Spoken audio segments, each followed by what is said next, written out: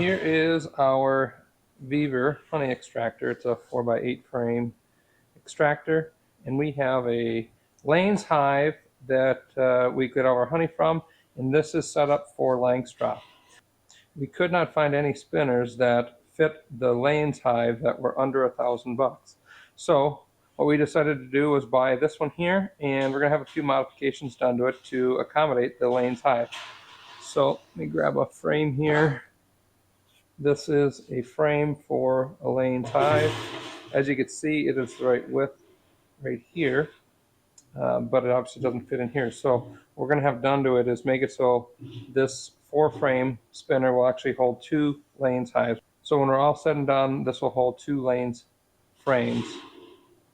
So what my hope is that we'll be able to just cut some of this stuff away, maybe bend this straight across and modify the mounts so they connect on these sides and not in the corners here. And then the height is good. There's nothing that needs to be done there. It'll set in there just fine. So we'll get the modifications done to this thing, and I will show you when we're all said and done what it looks like. So the first step we did to modify this is we just freed up the center shaft from the outer basket by taking an angle grinder and just cutting these welds right here and all the way around. And then we will just go ahead and pull this center thing out and work on the next step. Okay, so the next step is to cut this part off, right? So we got this cut off, get it out of there, and then we're going to bend all these straight. You can see I got a little bit of tweaking left to do on this one, but I decided to cut it off at all the bends instead of just bending this one at a 90 and then welding it over here after cutting it off, because then this part right here, the vertical lines, the vertical supports, would be off-centered, and I just like it looking better.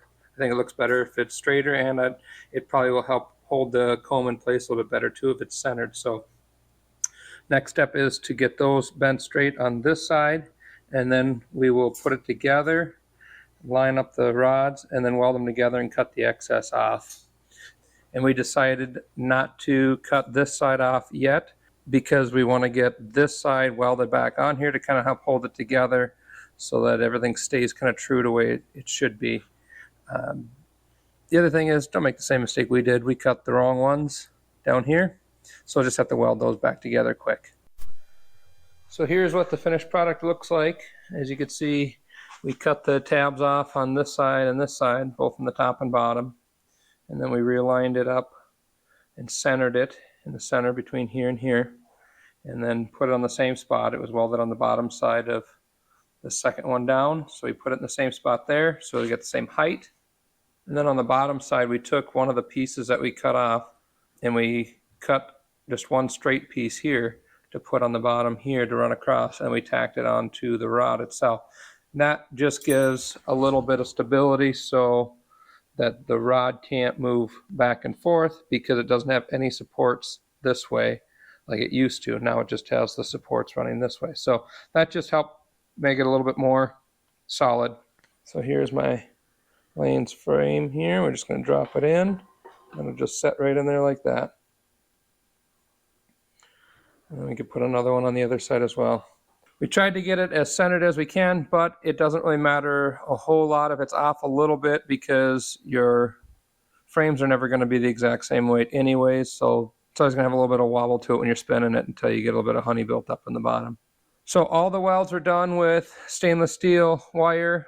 You can weld stainless steel wire through a regular MIG welder with your argon mix that you use for standard steel. The only thing is it just doesn't get quite as hot as the tri-mix that they recommend for stainless steel.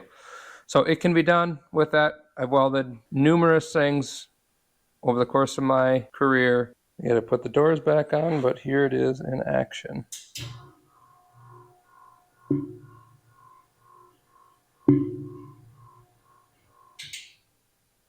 Obviously spin it here, and now we can load our frame in here and load our frame in here. If you got any questions, please drop a comment down below. I'd be happy to help you answer those questions for you. If you liked what you see here and you found it useful, please hit that subscribe button and follow along.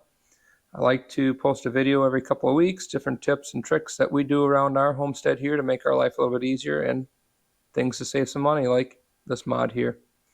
Thanks again for watching, guys.